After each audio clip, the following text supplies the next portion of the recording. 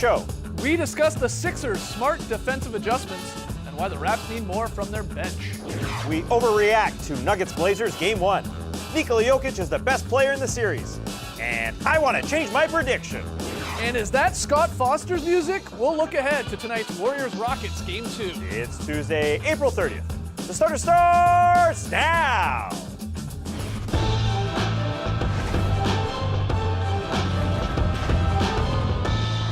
Good evening, sweet world, and welcome to The Starters, presented by Jack Daniel's Old No. 7 and Tennessee Honey. I'm J.E. Skeets, alongside me as always, Tass Mellis. We got the Aussie Lee Ellison over yonder. That's the bearded one. That's Trey Kirby. Hey-yo! Hey, yo! Trey, what's up? Well, I'm here at the internet looking for your best tweets at hashtag The Starters. And guys, you can call Jimmy Butler a lot of things, but as this coach Brett Brown found out last night, you don't call him James. This was James Butler. Like, that was the adult in the gym. My name isn't James, it literally is Jimmy. His name is literally Jimmy, and that brings us to today's question. What is the best NBA name mix-up? For instance, how about the time our friend Fred Katz asked himself a question at a press conference? Fred Katz, Norman transcript. Kevin. I don't know why I'm talking to myself. Good job, Fred. Good job, Fred. But we want to hear from you, so let us know on Twitter what's the best NBA name mix-up. Send them to us at hashtag The Starters. We'll hear from you later. All right, get your tweets in. On tonight's show, we're going to completely overreact to the Nuggets Game 1 win. We'll look ahead to tonight's potentially volatile Rockets-Warriors Game 2. We got a very solid play, but let's start with a little true or false, specifically about that Sixers-Raptors Game 2. Take it away, TK. After the Raptors smoked the 76ers in Game 1, you knew something had to change for Philly in Game 2, and it did. Ben Simmons stuck Kawhi Leonard, Joel Embiid guarded Pascal Siakam, and Tobias Harris drew Marc Gasol duty, leading to just 38 first-half points for Toronto and a Game 2 victory for Philadelphia. True or false, the Sixers' defensive adjustments were the difference. Yeah, in that the Raptors didn't react to it very quickly. It took them till the second half to understand that they're bringing a second defender at Kawhi Leonard. We saw in that highlight right there. It wasn't just Ben Simmons who was guarding him really well. I think it was good for Ben Simmons just to have that task in front of him, but a second guy would come over. And I think it was a little bit of a worry coming into the series. Is Kawhi Leonard going to have the blinders on if he does get double teamed? And yeah, they're playing a little bit of individual ball that first half. But when you're playing a little bit of individual ball, you need some individual performances. And they only got two. This is a game you need Pascal Siakam, one of three guys that in the starting lineup can get his own, and he didn't have a good game. And Marc Gasol has a bad game. Danny Green has a bad game. Those guys each hit one shot, and you get nothing from the bench. Yeah, that just adds up to a negative overall. But I thought they reacted just a little too slowly. Maybe they were buying a little too much of the Kool-Aid or drinking too much of the Kool-Aid that everybody was talking about over the last couple of days, because that first half, they just didn't look like the same team. In the third quarter, they recovered pretty well, so I think they understand that they can deal and they can pass the ball a little bit more. That said, that first half just killed them. Yeah, but Philadelphia just tried harder too on defense. I think they were just locked in from the start, knowing this was a pretty important game, and energy and effort is a skill. A lot of coaches will talk about that, and I think Brett Brown took a gamble there by moving Embiid out onto Siakam and said, let's just throw Tobias on Marc Gasol and see how that works. But also the Sixers played with a lead, and the Raptors, remember in Game 1, they went on that streak. They hit, I think, 12 in a row at one stage. The Raptors never got into a rhythm like that. They were always playing from behind. They were always chasing. And it's funny how one or two guys miss a shot and then everyone seems to be able to miss a shot. Danny Green, has had a great season. He couldn't hit anything last night. Siakam, from one game to the other, he couldn't hit the same as he did in Game 1. So the Raptors, the defense was better, but the offense from Toronto just simply wasn't as good as it was in Game 1. And they got some looks that they felt, I'm sure, pretty confident that we could hit those moving forward in this series. But this was a great call here by Coach Brown. And I think the best thing that happened to this team was getting blown out in Game 1, because it allowed, in a weird way, Coach Brown to go like, all right, we got to switch it up. Those matchups in that Game 1, we got lit up in the first quarter. Let's try something else. Let's try, like you guys were pointing out there, let's put the bigger Embiid on Siakam and see if we can prevent him of getting those easy little bunnies around the rim, make him work in the mid-range a little bit, which he isn't the most comfortable at. Same with Gasol. Let's make him shoot threes or go to the post. They don't like to do that. Let's see what they do there when we put a smaller guy in Tobias Harris on him. And then you said there, I like the idea. Simmons, you take Kawhi, we'll help. We'll bring help, and we'll try and make Kawhi a playmaker. So smart call here from Coach Brown.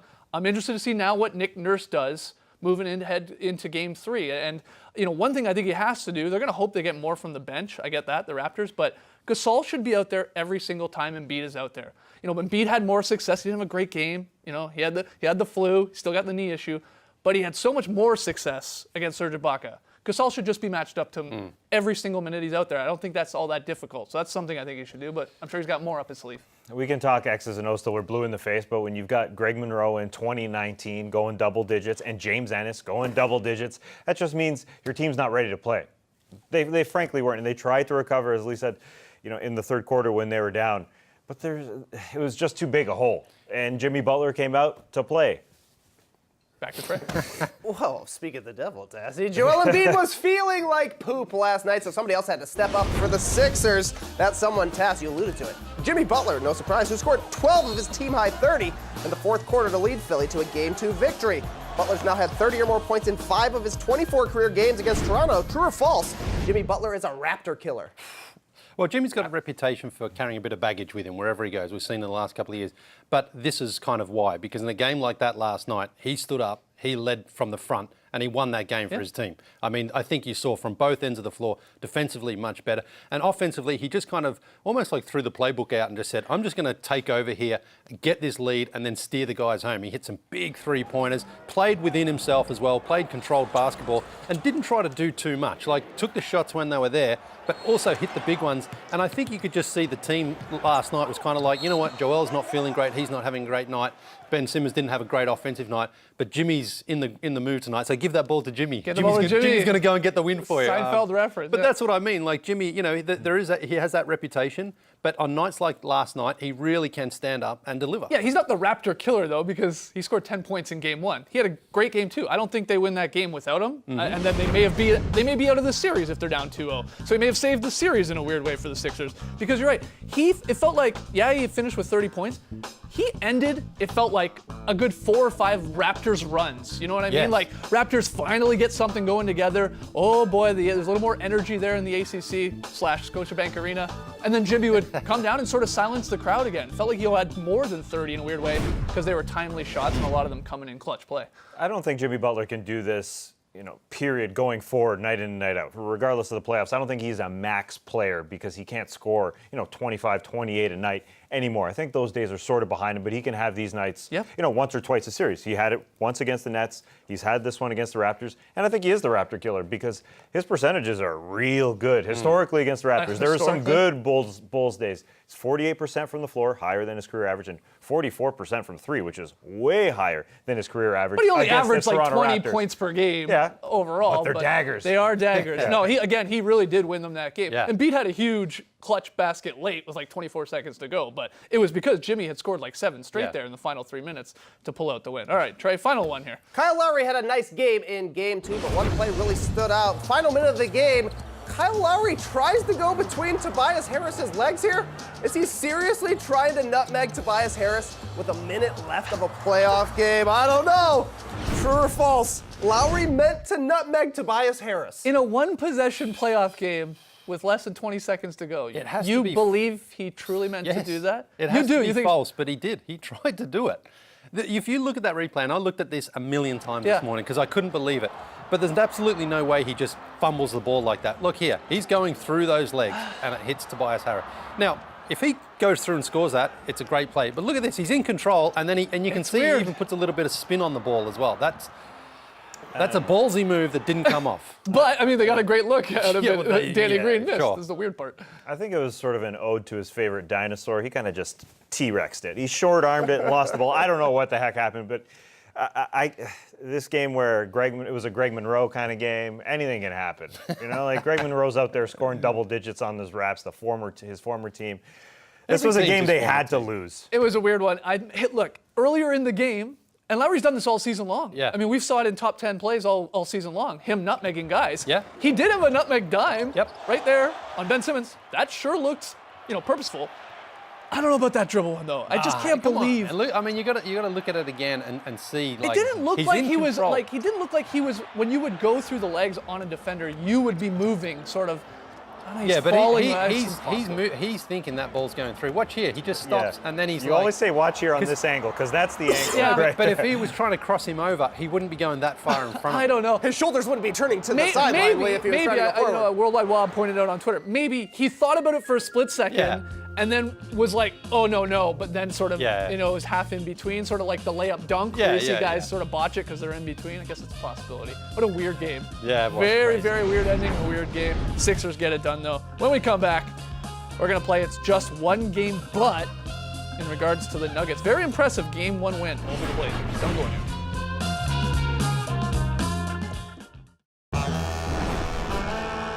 The Starters is presented by Jack Daniel's Old No. 7 and Tennessee Honey. Who needs rest when you've got the Joker? The Denver Nuggets rode a big game from their big center as Jokic outshined Dame time to give the Nugs a 1-0 series lead on the Blazers in the Western Conference semifinals, aka Stoner Bowl 2019. It's just one game, but let's do it, guys. The segment where we completely overreact, really blow things out of proportion. Take it away, TK. Nikola Jokic was dominant last night in Denver, going for 37, 9 rebounds, and 6 assists in the Nuggets' Game 1 win. Jokic almost averaged a triple-double in round 1 against the Spurs, and the Blazers don't really have anybody who's going to be able to stop him. It's just one game, but Nikola Jokic is the best player in this series. Ooh. It's Jokic time. Well, this is interesting because who would you rather pick out of Jokic or Damian Lillard? I'm picking Dame. Well, both of them are going to probably finish top 5 or 6 in MVP voting. Yeah, probably. They're different players, of course. Jokic is just such a unique player because he has so many different ways of scoring. You know, he just goes in there and he sort of flips the ball up or he'll step out and knock the three-pointer. He kind of plays point guard in some ways as well, like the way that he fires around the ball. But then you got Lillard, who we know is just a killer. And he had 39 points last night, which is great. But, of course, the Blazers didn't get a lot of help, so it doesn't stand out as much. But Jokic, I mean, he seems to be able to just get a triple-double just casually. Yeah, the 37, 9, and 6, and defensive numbers there as well. It's become routine. Yeah. Really, in the playoffs here. He has a 43-point game in the playoffs, now a 37-point game, 2 triple-doubles, one of them coming into Game 7 versus the Spurs. These are monster numbers this guy's putting up. Dame is Dame, though. I mean, I think I still lean towards Lillard. Yeah, but in this series, Nikola Jokic is playing against a weakness of the Blazers and Enes Kanter at center, and Damian Lillard's playing against the strength. They like getting way out there on him, beyond the three-point line. And yeah, Dame can shoot from out there, but there's a couple of defenders, especially a guy like Torrey Craig, who's out him for 19 minutes, all of his 19 minutes, basically as a drape on Damian Lillard out there because he's strictly a defensive guy. He can hit the three, but he's not counted on a lot offensively. So you get out there, and then we'll have a second defender force Dame to go into the lane. Yeah, he had 39 points, but I felt it was a bit quieter, and the three-point shooting wasn't great. He did a good job of getting into the lane, but it's a lot of work for Damian Lillard, I think, in this series. Well, Nikola Jokic, all kudos to Enes Kanter. He has been impressive. He is injured, but he is Enes Kanter defensively. And Nikola Jokic is playing against him one-on-one. We saw a lot of highlights there where there was a lot of space for Jokic. So, But no one's fantastic. had, apart from maybe Capella and Rudy Gobert, the only two guys who have had some sort of tangible success against Jokic this season. Everyone else, he's kind of lit up. He's done this all season long. So Kanter, we know he does have defensive weakness. He's trying hard. He's using his body. But Jokic has just shown this season he's very, very difficult to defend because you just don't know what he's going to do. And he's very unselfish. That's what I think makes him even harder to defend because he can shoot. He's capable of doing it. He's not a big volume shooter, but he loves to get everybody else involved. So you have to respect him on the three-point line. And when he gets in, he's slippery and he slides in there and flips the ball up. I think he's a very sweaty man, too. They need a grinder out there to get in his face. Somebody who's willing. Maybe they go a little smaller because, Myers Leonard's probably not that guy. Zach Collins might not be that guy, but they need somebody. Yes, he's willing to shoot, but you just can't give him space. Right. He's too good. He's too talented. Both MVP candidates. Try our next one. Pretty tough to grind on a slippery, sweaty man, let me tell you. Anyways, there's not a ton of playoff experience on the Nuggets except for Paul Millsap, a 4-time All-Star who had played 87 playoff games heading into the postseason. It showed last night as Millsap scored 17 of his 19 in the first half of Game 2, while helping limit Mo Harkless and Al-Farouq Aminu to 2 of 7 shooting. It's just one game. But we forgot about Paul Millsap. We always forget about Paul Millsap. Yeah, he had a great first half. He had 17 points, and he just overpowered Aminu or Harkless. But let me ask you: Do you think Millsap had a good series versus the Spurs in the 7-game series? Yes. What do you think he averaged? Probably 13. Yeah, 12 and 5. And he's like that type of player. I mean, the numbers don't jump off the screen by any means. Yeah. He had 3 total assists in the 7 games. Wow. And he had 5 made threes in the 7 games. remember So it's game- like, but he has an impact. Yeah, at game times. 2 in that first half, critical plays. Yeah, I know. For the Nuggets. But again, none of that stuff stands out because it's layups and it's like just sort of little shots around the rim. There's no highlight reel plays with him, Yeah. which you don't notice. But the Nuggets, sure, don't forget about him. They know Mike Malone knows Yeah. how very important he is to that team. But he's kind of, a junior Tim Duncan like that. You're just very reliable, very consistent, all-star, but he just doesn't make highlights. He's a little Al Horford-like. He'll be out there doing things. And I think he gives his team confidence. So a little bit of experience. And he said, we're going to win in that Spurs series. And they did. Trey, final one. We made our picks for Nuggets Blazers on yesterday's show, and you see him right here. Skeet's the only one who took the Nuggets, picked them in 7 games. Lee and Tess took the Blazers in 6. I went with the Blazers in 7. Guys, it's just one game. But do you want to change your prediction? I tried to change mine in the walk out to the car. Yeah, you did. You were like, you were regretting not picking the Nuggets. What do you guys? You want to change I'll from the stay with Blazers? 6 because they're going to lose 2 games by my prediction. So that's 1. Yeah. Now the Blazers have to rattle off 4. Hold on. Let me check that. Yeah, okay, that checks out. You didn't have a sweep. Okay, Nah. you're good. You're Yeah. good. I would like to change mine. Yeah, I'm worried that the strengths match up pretty well for Damian Lillard. CJ McCollum's going to have to go off. We saw Cantor play really well offensively. Rodney Hood with 17 points, and they still got beat. I think there's a bit of a problem. A little bit like the Pelicans and how they were good against the Blazers guards last year in the playoffs. There's a bit of that in this series. Dame's still going to score, but CJ needs to do another 30 as well. For sure. Let's hear from you guys. Jump on Twitter, hashtag the starters. You want to change your predictions when it comes to that Nuggets Blazers series. When we come back, we're looking ahead to tonight.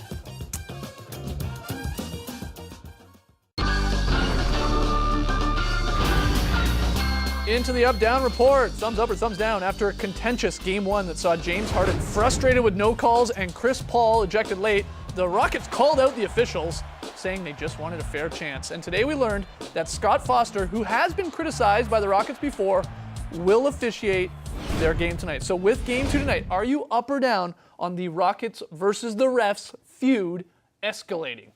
What do you think? Down. Will it or should it? Oh, you decide. Listen, it's right that Scott Foster is refereeing. He should never bow to the players who don't want a referee out there. That should never be the case. And listen, I think everyone needs to look at what's happened. This has not reflected well on anybody, what's happened lately. The players, the league, the referees.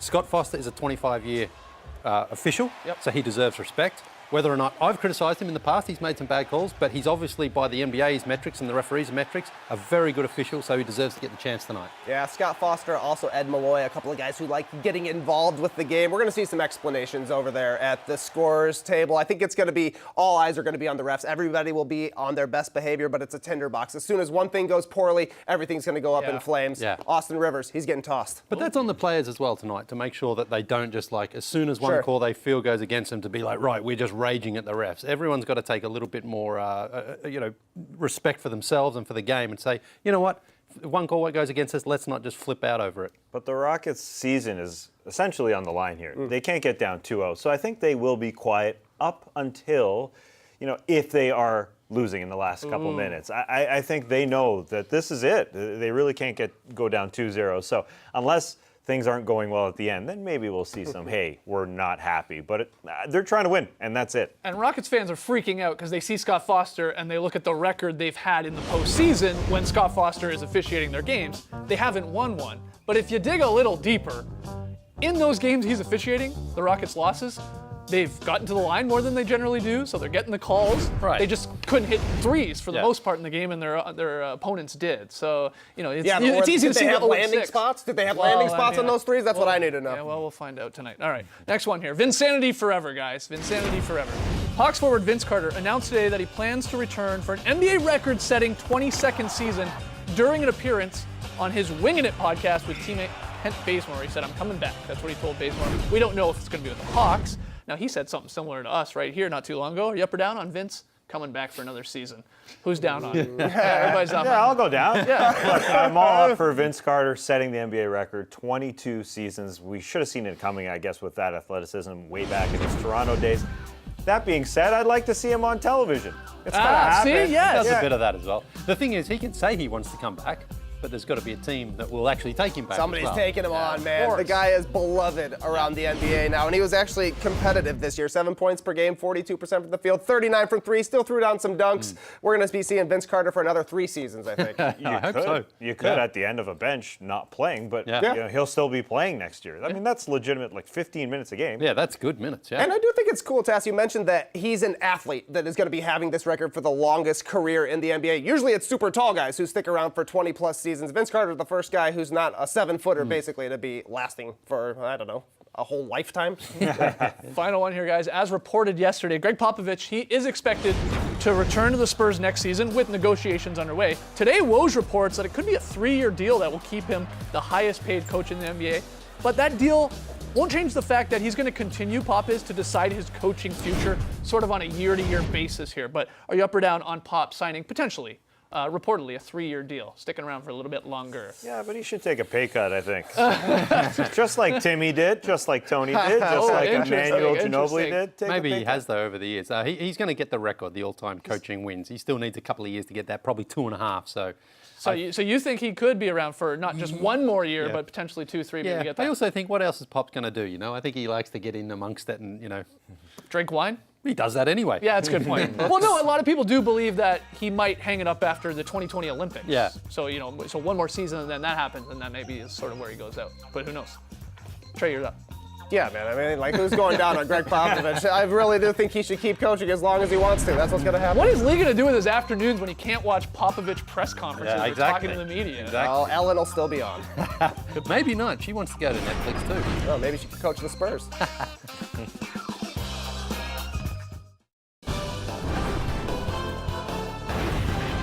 Basketball just keeps on coming. Tonight on TNT, another doubleheader. Celtics, Bucks, Milwaukee. This is a must-win game for Milwaukee. Can't fall down 2-0 at home. And then we got Rockets, Warriors. Will we be talking about Scott Foster and the boys tomorrow? Warriors trying to go up 2-0. Rockets trying to even that series. Should be good. We asked you, what's the best NBA name mix-up?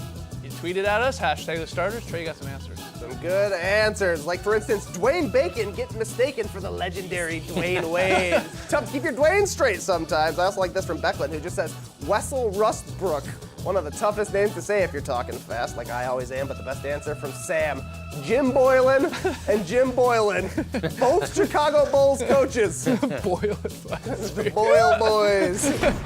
Good answers, guys. All right, Lily, VSP. Yeah, we're going up to Toronto here. It's a beautiful one, almost a netball play here from the Sixers, but JJ with a couple of dribbles there nullifies that. And here it comes back to Tobias. Beautiful three-pointer. That's how you win a game. Move that ball. What are you doing, Danny? He didn't want to interrupt the VSP, but let's get it out of the way Very early. nice. That's what I call a very solid play. Solid. Also solid, we got that drop podcast for you. It's up. Wherever you download and listen to the Starters podcast, go get it. We talked about all these conference semifinal series, stepped on the beach to read your tweets and emails, so go and check it out. That's it for us tonight. We'll see you tomorrow at 6:30 p.m. Eastern. Thanks for joining us, folks. And remember, the referees are trying their bestest. They are. Embrace the night, people.